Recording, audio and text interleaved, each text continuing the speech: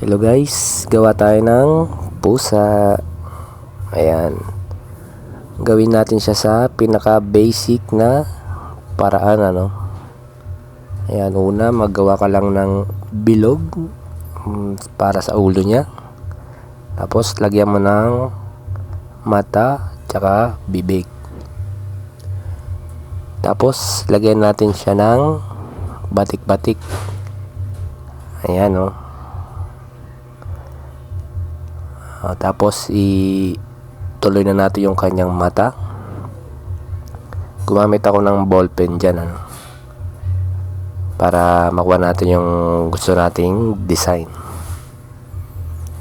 Ayan, tapos yung balaybo niya sa gilid ng bibig, and then yung kanyang tenga.